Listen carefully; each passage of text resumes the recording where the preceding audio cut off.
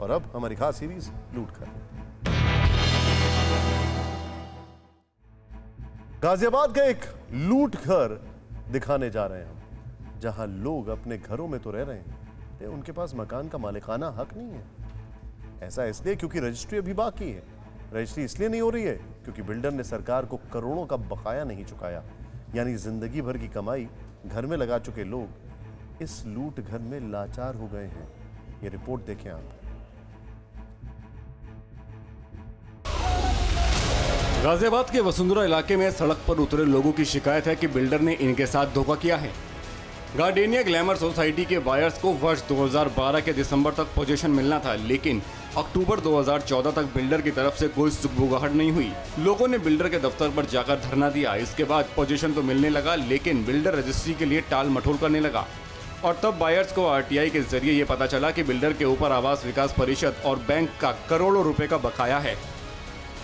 हर किसी ने अपने जितने भी रुपए में फ्लैट खरीदा था वो पूरा पैसा बिल्डर को दे दिया, लेकिन बिल्डर ने ना तो कंप्लीशन कराया और ना ही रजिस्ट्री कराई। और यही वजह है कि आज यहाँ पर बाकायदा आपको काफी सारे लोग नजर आ रहे हैं। ये सभी उस बिल्डर से पीड़ित हैं जिन्होंने इनकी मेहनत की कमाई को अपने पास रख लिया, लेकिन इनकी प्रॉपर्टी अब इनको नहीं मिल पाई है क्योंकि रजिस्ट्री नहीं हुई है। और अब सभी लोग जो इस gardenia glamour society sector 3 Vasundhara Ghaziabad में रहते हैं, अब अपने आप को ठगा सा और असहाय महसूस कर रहे हैं।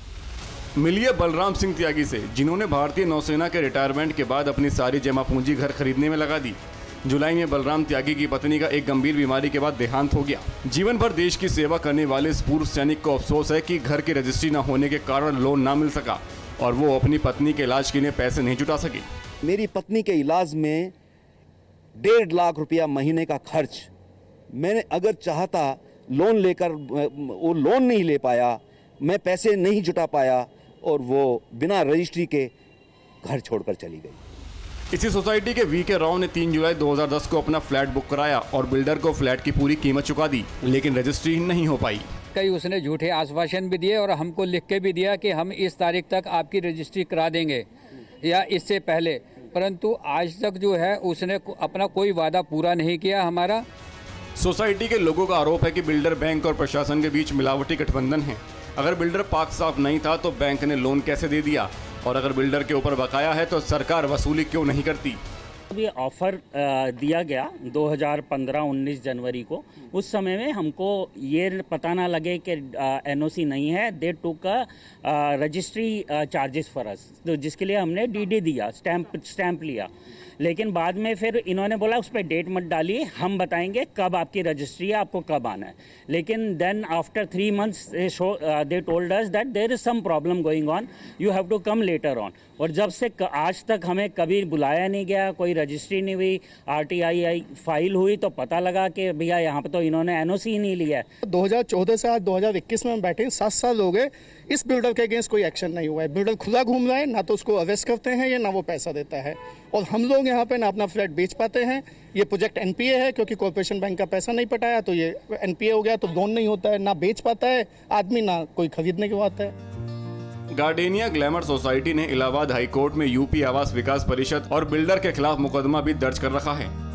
आवास विकास के खिलाफ सोसाइटी का तर्क ये है कि अगर उसने कानून तोड़ने वाले इस बिल्डर के खिलाफ 2012 में ही कार्रवाई शुरू करते हुए प्रोजेक्ट को सील किया होता, यानी रिकवरी के लिए दबाव बनाया होता, तो शायद बायर्स का भविष्य इस तरह से अधर में नहीं लटकता। इस पूरे मामले में ध्यान देने की बात यह भी है कि बिल्डर ने वन टाइम सेटलमेंट स्कीम के तहत बकाया चुकाने की बात भी कही थी। 2020-21 में आवास विकास की स्कीम आई भी थी, लेकिन बिल्डर ने एक पैसा जमा नहीं किया और स्कीम फरवरी 2021 में एक्सपायर हो गई। आगे बढ़ने से पहले एक पूरा मामला दोहरा लिया जाए। गार्डेनिया ग्लैमर सोसाइटी केस में बिल्डर रजिस्ट्री से भाग रहा है। आवास विकास परिषद कह रही है कि जब तक बिल्डर बकाया नहीं चुकाता वो एनओसी नहीं दे सकती। हमने आवास विकास से पूछा कि बिल्डर पर सख्ती क्यों नहीं करते, तो जवाब मिला बकाया वसूली के लिए जिला प्रशासन को बोल रखा है। तो अब हम पहुंचे गाजियाबाद जिला प्रशासन के पास। जिलाधिकारी के कहने पर तहसीलदार बात करने के लिए आए। उन्होंने बताया कि बिल्डर के खिलाफ शुरुआत में 34 करोड़ और 37 करोड़ के 2 आरसी यानी रिकवरी सर्टिफिकेट जारी किए गए। उसमें से तकरीबन 2.25 करोड़ वसूल भी लिए गए। इसके बाद से बिल्डर गायब है। अब रिवाइज्ड आरसी बढ़कर तकरीबन 84 और 86 करोड़ के करीब है, यानी इस वक्त बिल्डर के ऊपर 170 करोड़ रुपए की देनदारी हो चुकी है। ये लोग फरार थे। इनको गिरफ्तार करने के प्रयास किए। जब गाजियाबाद में पता लगा कि ये नहीं रहते हैं तो दिल्ली में ग्रेटर कैलाश थाना और थाना ग्रेटर कैलाश को हमने दिया और थाना अक्षरधाम को हमने जो पत्र लिखा। हमारी टीम गई पुलिस को साथ लेकर, जो भी इनके पते हमें जो है जानकारी में आए थे वहां तक गए, लेकिन ये वहां भी नहीं मिले। तहसीलदार साहब कह रहे हैं कि पुलिस बिल्डर के पते पर गई लेकिन वहां बिल्डर नहीं मिला। वैसे हमारे संवाददाता ने बिल्डर मनोज राय को मैसेज किया तो जवाब में दो प्रमुख बातें सामने आई। बिल्डर ने पहली बात यह कही कि इस केस में वही होगा जो कोर्ट तय करेगा, मतलब समझ रहे हैं आप। और दूसरी बात यह कही कि उसने सारा बकाया चुका दिया है। हम उम्मीद करते हैं कि सभी पक्षों ने आज ये रिपोर्ट देखी होगी और बायर्स को जल्द ही न्याय मिलेगा।